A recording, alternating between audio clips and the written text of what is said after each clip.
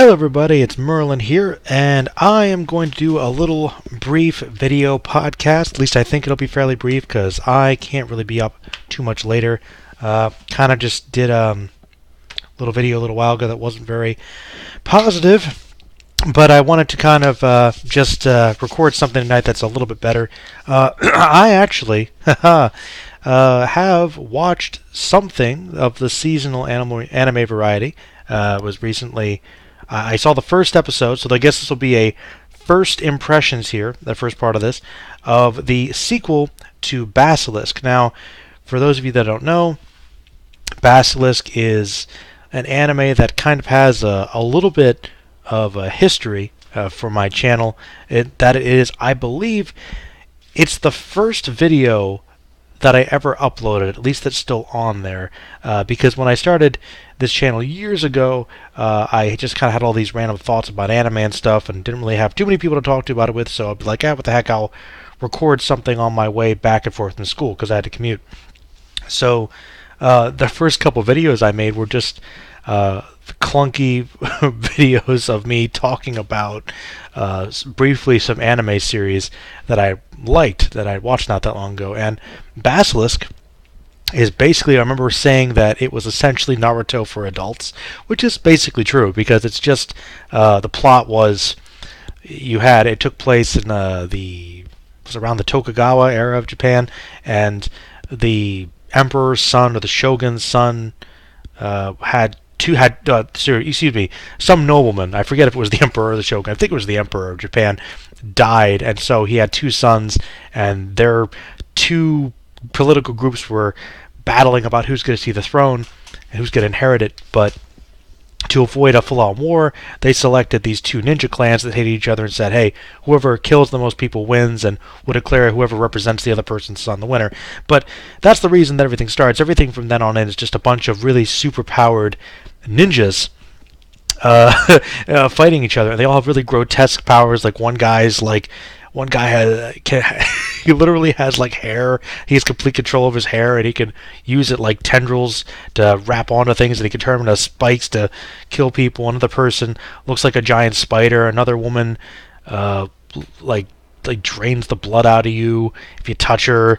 Another woman controls butterflies. Like, just really random, really violent, really sexual, pure exploitation. Honestly, it's probably one of my favorite anime, at least from back in the day. I'd have to watch it again, but I do remember that it's kind of one of those shows that I can't really say that it's like has any real deep writing necessarily. The plot's very basic, but I think it's an example of something that's very aware of what it is, and it just delivers on that and doesn't try to be much more than that. Essentially, it's a Romeo and Juliet story where you have Ganosuke and Omaru? I forget her name, but it's it's basically a man and a woman on either side of the Koga and Iga ninjas, and they're in love, but they can't be together. So, sound familiar? Two warring factions. It's essentially Romeo and Juliet with ninjas in an anime, and it's really hyper violent. So it's kind of like the classic OVAs and stuff from the 80s and 90s that were really adult, but with much flashier animation from like about the mid 2000s. And it's probably one of those shows that sort of came and went. And I don't know. I feel like like when Funimation was high in the DVD era, they would really promote essentially their seasonal anime, because the only way you could really get stuff then was Funimation or whoever published it would promote their stuff, and it would be all on either DVDs with a bunch of trailers, and it just happened to be one of the shows in that cycle. And I remember some friend of mine or something was like, I'm not really into it, and let me borrow the first DVD he got, and I got kind of hooked into it. I just thought it was really cool. It was kind of like Ninja Scroll, but extended to a story that was, I guess, a little better. Because the story is simple, but it works. It's not bad. I think the thing I liked the most about it, though, was just the atmosphere through the animation. Like, I really, really like the animation and the use of colors. Like, I remember the girl with the butterfly power, like, she had this purple glow around her through everything. And I just like the way that they animated that. Just one of those anime series where the use of lighting and animating light, I guess, something I don't typically think about, but it really stood out to me as just kind of beautiful, and it has elements of exploitation with the violence and the sexual stuff, but I feel like a lot of my favorite shows, and I think this is one of the interesting themes here of the stories I like, is that it's around really interesting characters. And I think that the characters, while most of them aren't really that complex, in the short amount of time you get to meet them, you really get a sense of who they are and their personalities and what motivates them. Like, all the characters, every single one, I think of the 12 ninjas on each side, this is becoming a review for Basilisk, I guess that's what I'm going to title the video, they all have distinct personalities. And the only real negative that I could think of to the show, ironically, and it doesn't really bother me that much, but you have all these interesting characters with interesting powers, and most of them you don't even really get to know that long. Like, I remember there are a couple of characters that I really liked early on. Like, I think there are a couple early characters that some of my favorite ones die within the first couple episodes, but I still remember them. And I can't think of too many shows that at 26 episodes could have that kind of impact. So I guess that's one of the reasons why Basilisk stays with me, because it's definitely high on the action, but I really like the characters, and I like the story. And honestly, it's one of my favorite romances in an anime. I think that it works pretty well. Like, I like both their characters. I want them to succeed. And Basilisk also had one of my favorite villains in Tenzin. Tenzin was just really, really evil, and a few anime villains I think are as evil. I might be doing a video on him at some point, because I kind of want to get into talking more about villains, because I realize most of the character analysis I did in the past were about the heroes, protagonists, and I've always found the antagonists more interesting, and I think there's a lot of underrated villains out there I might do videos on. So Tenzin's one that always ranks high among for me, and yeah, I think it's a good show. It's definitely not for everybody. Like, if you're not really into that, I think that's fine. And like I said, it's purely, I don't want to say it's a guilty pleasure, because I think it's good at what it does. I do like it, but it's not exactly, I don't think it's dumb, but it's not the highbrow entertainment either. I don't know. It is what it is. I like it, but it's neither here nor there, because it's relatively obscure, I guess. But anyway, it got a sequel, and I remember hearing about that, because I think the Anime Hero told me about it, and I was like, they're making a sequel to Basilisk. Like, I guess I won't spoil it for you, but it's Romeo and Juliet with ninjas. But how do they do that? Like, I didn't think that could work. And I saw the animation, and I'm like, it looks like the same character design. So is that the same characters? Like, what happened? And so I watched the first episode, and it turns out it takes place, I guess, like 50 years later or something, and there's still a lot of bad blood between the two clans. And I kind of thought that was weird, because I sort of assumed the clans would have died off, because I felt like it was kind of a close-knit family, essentially. But I guess the clans mostly stayed together, because there were more people besides the 12 best ninjas that represented them. But the way that they directed everything, you'd think that it was a much closer-knit group of people, like a real clan, which essentially would just be like a big family. But for whatever reason, yeah, that didn't work out. So yeah, apparently there might be another conflict brewing, and you just see a lot of these younger characters that are descendants of the two main characters from before, and I think this is the most disturbing aspect of it for me, was that there are a couple of these older ninjas that are like, okay, we have to keep them together, we have to bring them together, and I think they're related. I'm like, and don't get me wrong, Basilisk had some depravity, definitely. I mean, that's one of the things about Tenzin, is he was essentially like a cousin or something of of Oboro, I think that's her name, and he was saying, well, I'm gonna be the new leader of the clan, and I'll take you on. Ugh, very, very creepy, very rapey. Yeah, like literally, it's what it was, and it was like, so that's why I said he's one of the most evil guys, and they're carrying that on, and these people are like, we have to keep the bloodline strong, and they have to be together, and I'm like, why do they have to be together? Like, am I missing something? Like, are the Koga and the Iga are fighting each other? They're intermingling, so they're not really warring. So I only got one episode in, but I always had those questions. I'm like, this is just like, I don't hate this. It's kind of interesting, but that's a little weird. That aspect's a little weird. Where are they going with that? I don't know if I want to know. But that's pretty much it. You see a bunch of the kids sparring. They've got some different powers. that seem interesting, though so far not as impressive as any of the weird stuff from the first show. And there's also this other plot where I guess the mother of the shogun's dying and the son's riding off. And the thing that really stuck out to me the most about this episode was this guy.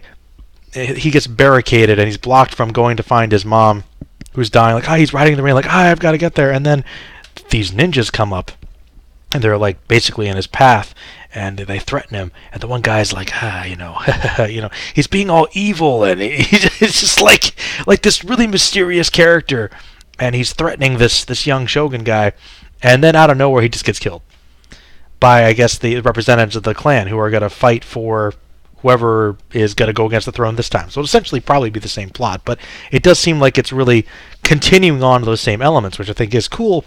But the thing that I just was like, I was like laughing to myself because I was so happy yet frustrated at the same time for the same reason that I liked and kind of disliked Basilisk, is the fact they introduced this really weird shadowy ninja guy. It's like, ha ha ha, he's being all mysterious. Like, it reminded me of like one time I was doing this, I was running a game of D&D with my friends, and I actually based it off Dragon Ball. This is how nerdy it was.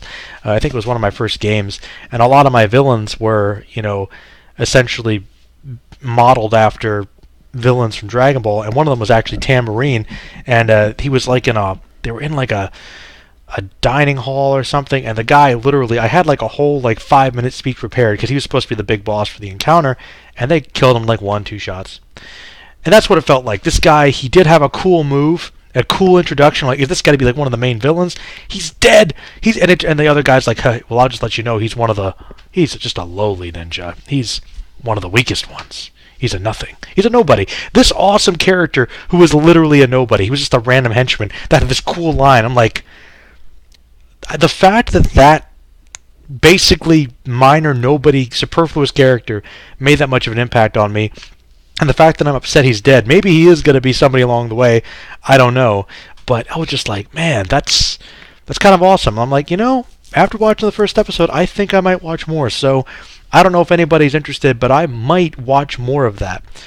So anyway, that was my summary of that. Also, I guess I'm technically way behind.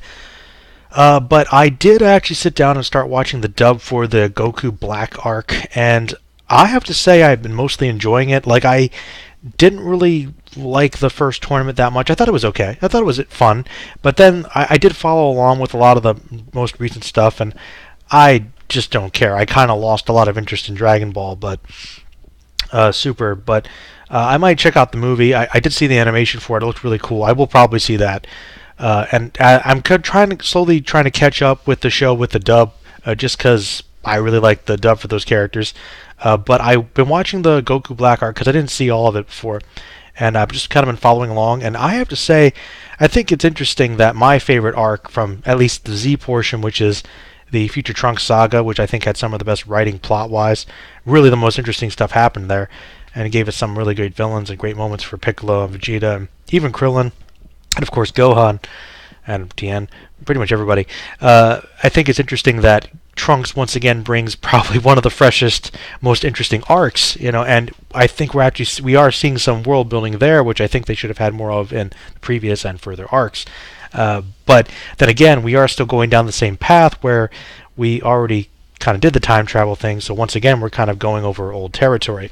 But on that note, I think Zamasu is honestly, from what I've seen, and I mean, I know some people might correct me here, but I think he's one of the most interesting villains in Dragon Ball. I think he might be one of the best. Like, so far, like, just in terms of his motivation, like, it's interesting. I mean, it's nothing incredible. I mean, but he's a pretty interesting villain. Like, he is interesting. A god that kind of turns evil because he wants to destroy mortals because he sees them as being kind of a plight. I mean, we've seen that before with some villains. They try to literally take on the god complex and destroy lower beings because they think they're just destroying themselves. But I don't know, it's pretty dark and a little introspective for Dragon Ball. They rarely go there thematically. I don't know if the heroes will address that at all for a conversation, but the motivation's interesting. An evil Kai. I was like, that's kind of cool. And him trying to do the training and the meditation, all zen with his master and having this frustration, kind of a fallen angel thing. Like it's interesting. It's really interesting, and I'm kind of curious to see where it goes with him taking the body, because I know essentially what happens because you can't escape spoilers, but I don't know exactly how it goes there. I like the future. I like the fact that Yajirobe's still alive, and I really like the fact that Yajirobe, they make this line about how he's a coward and he just comes out when there's something to eat, but Yajirobe is the man, okay? Because that guy is brave. He's selectively brave, but he's a survivor, man. Like he is one of the main reasons that they were able to beat Vegeta. That crucial when he cut the tail, he gave him a second slash, cut through that armor. Like Yajirobe, beast. Yajirobe's beast, and was it Goku and Vegeta were just getting like their asses kicked. Oh no, it's Goku. Everybody's getting their asses kicked, and he and Trunks were out, and they're about to get blasted, and Yajirobe just comes out and saves them, and he's like running, like I gotta get out of here. Oh, that was awesome to see Yajirobe kind of save the day there a little bit for a second. So points down on Yajirobe there, and I also liked the subtle moments. I know that with the tournament of power, that obviously Piccolo and Krillin and some of the side characters do get more to do finally, though not really, which is one of the frustrations with that.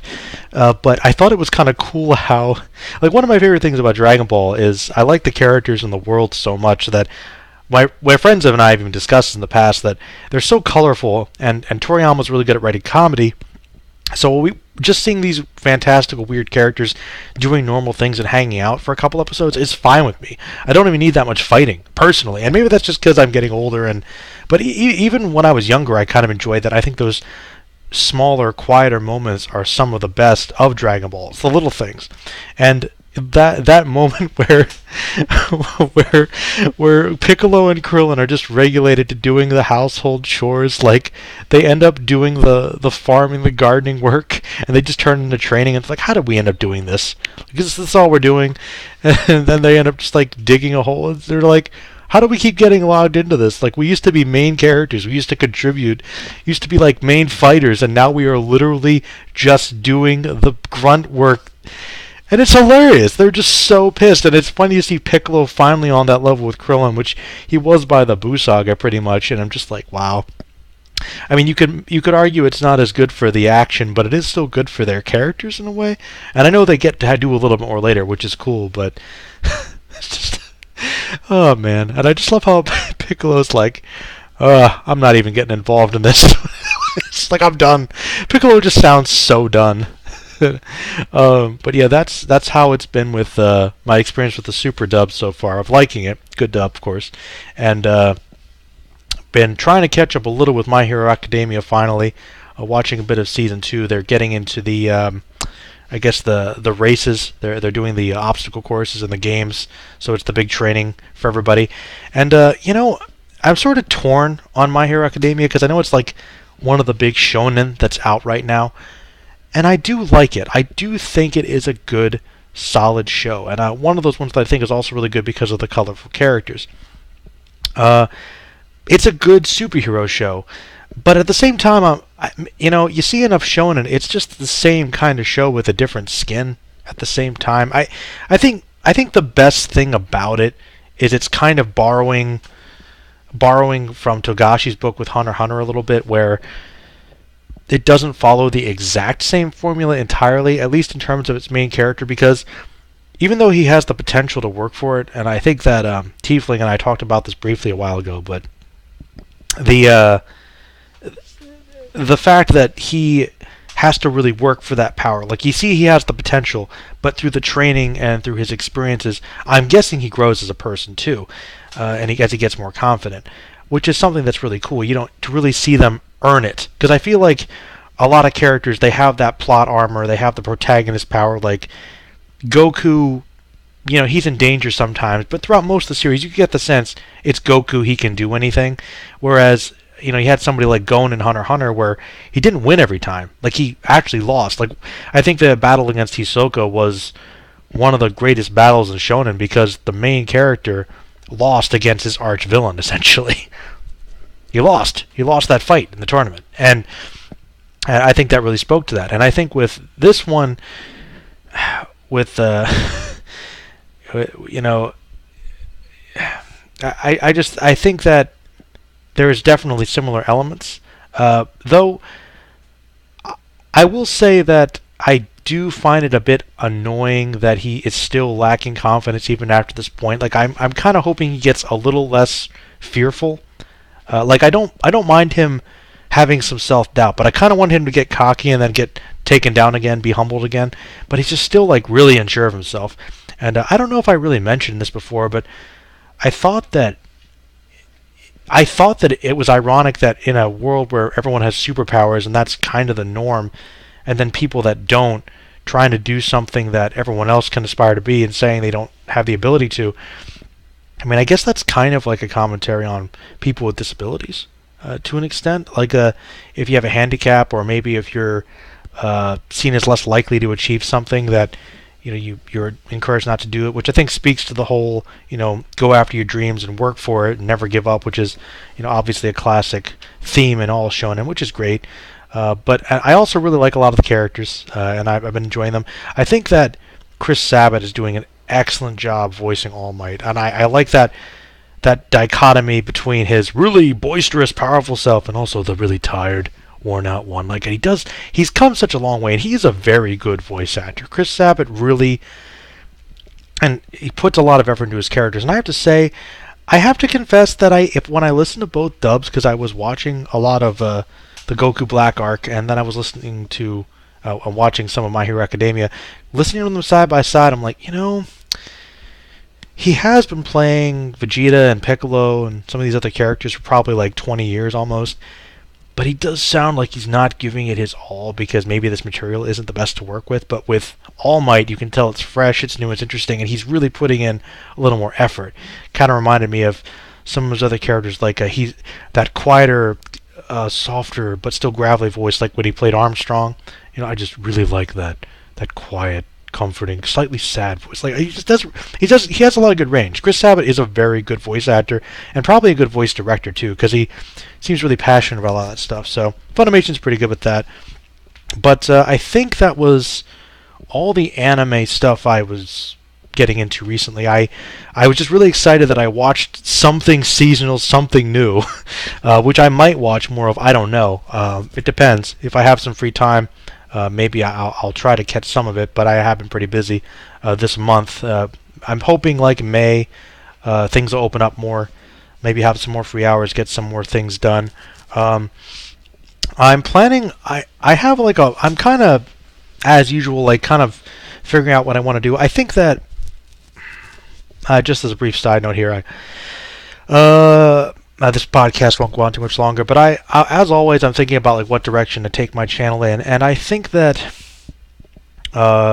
recent events, just seeing some creators experiencing different issues, and I realize, I still want to create good videos, and I want to create good projects about things I'm passionate about, but I really need to take the time to find that passion, because I've reiterated this before, but life's been busier lately, things change, and YouTube I haven't been as consistently passionate about it for a while, and I think part of that was trying to like really focus a lot on monetization. See, maybe I can make this a thing, maybe I can make a living off of it, but all it's done is cause me stress and resentment, and ironically, I think it might have impacted things negatively in some ways. But here I am, I just got this burst of, hey, I saw some anime and I actually liked it. I took the time to watch it, and obviously not trying to be relevant or chase after the most popular thing or worrying about who cares about what. Like, I just had the time. I felt like watching it, and I felt like talking about it. And I'm like, wow. So I want more of that. And if that means taking longer breaks and saying, hey, maybe I don't have as much passion for certain anime, but I need to like take some time away and maybe let it kind of come naturally and talk about what I want to. Like, I might talk about some other things on here and just use it as an outlet to express myself and do it whenever I feel like it, not trying to make a schedule or anything. Because even earlier, I'm like, I'm going to get back into doing it like once or twice a week, but that's hard. I mean, it's hard, especially now. Like, maybe if I get an open schedule, that's fine. But I'm trying to focus on other things. I'm working a lot, trying to keep things going and think about the future. And I think YouTube is it's a hobby, and I think it is a good hobby. And I still would like to try and I still think I'm going to keep doing podcasts like this. I don't know if it's going to be as consistent, but when I feel like it and if I have a moment to talk about a bunch of stuff, there's like this whole list of things I've been wanting to talk about for years, and I'm always like, oh, I want to make a great video about this that's really scripted and edited, but it's a lot of time, and then I have other things going on. It never gets done because I'm always worrying about doing 100 different things that never get done. So I'm like, heck with it. If I want to talk about Harry Potter or something on here, I'll do it on a podcast. Get my thoughts out. And if there's something I feel like really working on a video for, I'll do it. I still I've been trying to do some more music stuff. Might be working on some more of that, but it's probably going to be random. I'll do it whenever. But yeah, I'm going to do podcasts or any videos when I feel like it, basically. Though I have been, if I was going to get back to doing my best videos, because I'm like, at the same time, I'm like, if I want to make this channel great, I have to really make some videos where, I really do have a lot of passion for it. And I think I'll get back to doing character analysis because when I put up a poll, it was like, people wanted character analysis, people wanted podcasts and comic book things. So I'm like, all right, podcasts are laid back, do those whenever. Talk about more comics, and I'm like, I have to get back into some of that stuff, thinking about it more, because I feel like I've been a little out of the loop with comics too. But character analysis, if there are any specific characters you guys are thinking about, a couple people made some suggestions. I'm like, I think I might try to work on some that have been in the back of my mind for a while, and maybe those will be my main videos again, because it seems to be the ones people want the most. So I'll try to get some more of those done when I feel like doing them, I guess. But yeah, I am tired, and I have my rant, and it felt good though. So yeah, guys, if you were listening or watching, thank you for joining in. It's been a nice random podcast. Let me know if you guys like the video more. But yeah, let me know what you guys think about any of the stuff I talked about. I'm always welcome to suggestions or ideas. But I'm going to get some sleep, and I got a long day of work tomorrow, and maybe I'll see a movie or something this weekend. I don't know. We'll see. Got stuff to do, though, so we'll find out. All right, everybody. Stay magical.